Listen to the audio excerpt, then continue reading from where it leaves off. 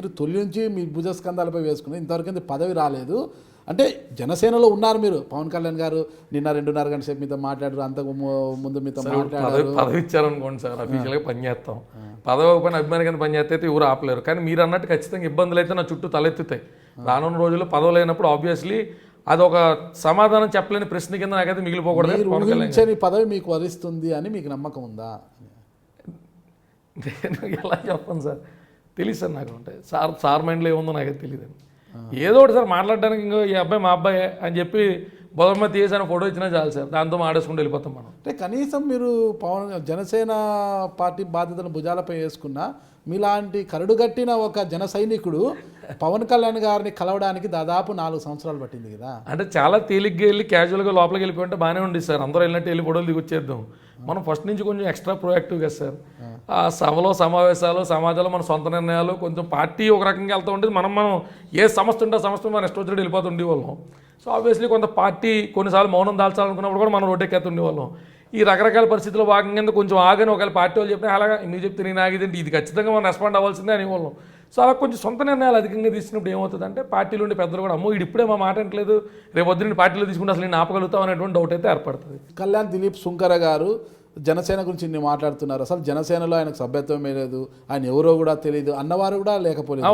చాలా 4 సంవత్సరాలు పడి ఇంతవరకైంది ఆయనకు అపాయింట్మెంట్ ఇవ్వలేదు పవన్ కళ్యాణ్ అన్నవాళ్ళు కూడా ఉన్నారు. అయితే ఒక్కసారిగా ఆ డిస్టర్బెన్స్ తర్వాత గత నెల రోజుల క్రితం మీరు పవన్ కళ్యాణ్ గారు అపాయింట్మెంట్ దొరికింది. పవన్ కళ్యాణ్ గారు మేము కూర్చోబెట్టి మిమ్మల్ని బుజ్జగించారు. అట్లా కాదు, ఇలా ఉండాలి, ఇంత అగ్రెసివ్గా ఉండకూడదు, కొన్ని కావాలంటే కొన్ని చూసుకోవాలని మీకు చాలా బుజ్జగించారు కదా. అలాంటప్పుడు ఏమనిపించింది? అంతే సుదీర్ఘ కాలం తర్వాత, సుదీర్ఘకాల నిరీక్షణ తర్వాత పవన్ కళ్యాణ్ గారు మిమ్మల్ని పిలిచి మిమ్మల్ని బుజ్జగించినప్పుడు మీ మనసు ఎలా? అసలు ఫస్ట్ ఆఫ్ ఆల్ ఆయన ఏం చెప్తున్నారో స్టార్టింగ్ ఏం అర్థం కాలేదు సార్. ఎందుకంటే ఇట్స్ అన్ అడ్మైరబుల్ సిచ్యువేషన్. ఎప్పుడు తెర మీద చూస్తున్నటువంటి కథానాయకుడు, ఎప్పుడు టీవీలో చూస్తున్నటువంటి వ్యక్తి. నాకు కోతవేట దూరంలోనే ఉన్నా, నేను 1-2 సార్లు ప్రయత్నించినప్పుడు నాకు పార్టీ ఆఫీసులో యాక్సెస్ అవ్వలేదన్న కోపంతో నేను మళ్ళీ వాళ్ళ దగ్గరికి వెళ్ళలేదు. సో ఇద్దరం హైదరాబాద్లో ఉన్నాం కదా సార్. ఆయన హైదరాబాద్లో నేను హైదరాబాద్లో ఉంటున్నాం. నేను రెగ్యులర్గా ఇక్కడ వస్తే ఇప్పుడు మీ ఆఫీస్ వెనకాల నా ఆఫీసు రెగ్యులర్గా దగ్గరగా కోతవేట దూరంలో ఉన్నా, కలవలేదు ఎప్పుడు తెర మీద చూడటం. ఒకసారిగా ఎందుకో ఇట్స్ వామ్ ఫీలింగ్ సార్. ఎట్లా చెప్తాను నేను. ఇప్పుడు మా డాటర్ పుట్టినప్పుడు సడన్ సర్ప్రైజ్ సార్. నాకు తలుపు కొట్టి పిల్లల్ని తీసుకొచ్చి చేతిలో పెట్టారు. ఎలా రియాక్ట్ అవ్వాలని అర్థమవుతుంది సార్ మనకు. అలాగే పవన్ కళ్యాణ్ గారు ఏం అర్థం కాలేదు నాకు. ఆయనే చెప్తున్నాడు, నేను ఇంకా చూస్తూ ఉన్నాను. నేను చెప్పింది అర్థమైందంటే మధ్యలో అప్పుడు అర్థమైంది సార్ అంటే నువ్వు వింటలేదు అన్నాను. ఏమంటావు సార్ చూస్తుంటే అంటే బయట అంత అగ్రెసివ్గా ఉంటావు, ఇక్కడ ఏంటి అలా అంటే సార్ ఏం అగ్రెసివ్ సార్, ఆ అగ్రెసివ్నెస్ ఇవన్నీ కూడా మీకు రీచ్ అవ్వడానికే ట్రై చేసిన మార్గాలు అని ఐ ఫెల్ట్ హ్యాపీ. ఆయన బొజ్జగించడం కాదు కానీ is an out spoken person sir. అంటే బయటికి కనపడ్డట్టు చాలామంది చెప్పుకున్నట్టు ఆయన ఇంట్రోవర్ట్ అన్ని పిచ్చి మాట్లాడతారు. ఒకప్పుడు అయితే అయి ఉండొచ్చు కానీ ఆయన ఎవరితో మాట్లాడినా కూడా చాలా స్పష్టంగా, చాలా క్లియర్గా, క్లారిటీతో మాట్లాడతారు సార్. తొలిసారిగా ఎంతసేపు మాట్లాడారు మీతో ఆయన? ఆల్మోస్ట్ 2.5 hours వెళ్ళిపోయింది సార్ మీటింగ్. ఓకే. మళ్ళీ నిన్న ఫిలిం ఛాంబర్ నిన్న ఫిలిం ఛాంబర్లో మాట్లాడడానికి నిన్న ఫిలిం ఛాంబర్ అంతా ఒక వాల్కైనిక్ సిచ్యువేషన్ సార్. అక్కడ మాట్లాడడానికి ఏం లేదు సార్. అందరం ఎలర్ట్గా ఉన్నాం. ఆయన కోపాన్ని అంత కోపాన్ని నేనైతే ఎప్పుడు చూడలేదు సార్. అంటే వినలేదు కూడా. ఇంత వాక్చాతుర్యం ఉంది, ఇంత స్పీడ్, చిన్న వయసులోనే వయసుకు మించిన విషయాలు మీరు తెలుసుకున్నారు, వయసుకు మించి మాట్లాడుతున్నారు కదా. అలాంటిది కళ్యాణ్ దిలీప్ సుంకర్ గారి పైన దొంగ ఐఫోన్స్ విక్రయిస్తున్నారన్న కేసు ఎందుకు బనాయించాల్సి వచ్చిందంటారు? చాలా స్పష్టంగా నేను అది రికార్డు కూడా తీసి నేను చూపించడం జరిగింది. చాలా స్పష్టంగా కంప్లైంట్ దారుడు కూడా ఎక్కడ దొంగ ఐఫోన్ అనో డమ్మీ ఐఫోన్ అనో ఎక్కడ మెన్షన్ చేయాల.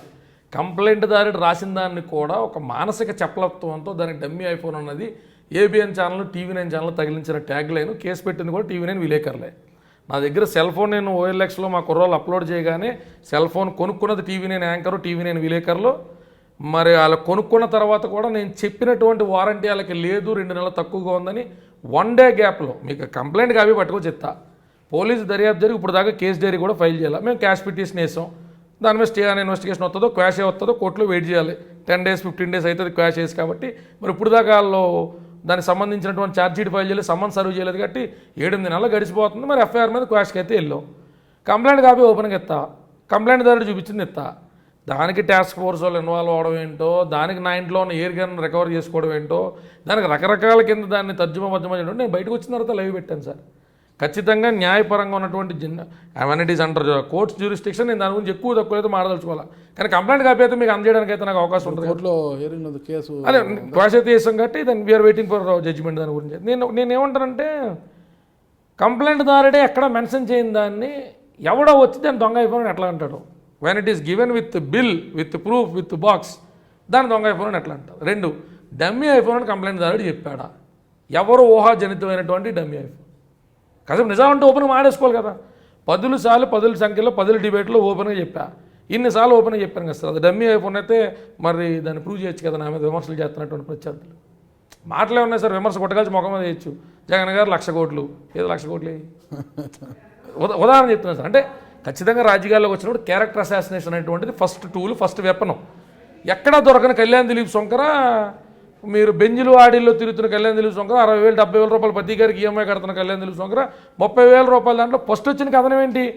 సెల్ ఫోన్ అమ్మి డబ్బులు ఇమ్మంటే తిరిగి ఇమ్మంటే డబ్బులు తిరిగి ఇవ్వకుండా గన్నట్టు కాల్చారు. ఎప్పుడైతే నేను వీడియో రిలీజ్ చేశానో, నేను చాలా జాగ్రత్తగా ఉంటాను సార్. ఎక్కడ కూర్చున్నా సీసీటీవీ విసినిటీలో ఉండడానికి సాధ్యమైనంత పెట్టుకోవడానికి. ఎందుకంటే కొత్త పార్టీ వెనకాల కుటుంబ నేపథ్యంలో ఎగ్జిస్టింగ్ పొలిటీషియన్స్ ఎవరు లేరు. ప్రతి విషయంలో చాలా జాగ్రత్తగా ఉంటాను. ఎందుకు జాగ్రత్తగా ఉంటాం? రేపు పొద్దున్న అది ఓతం అవుద్ది కాబట్టి. నేను అవన్నీ ఉండడం వల్ల నేను ఆ కేసులోంచి అనుకున్న దానికంటే స్పీడ్గానే నేను హెయిర్ నెల్దిగా కాస్త వడ్డీ రావడానికి అవకాశం దొరికింది. ఒక విద్యార్థి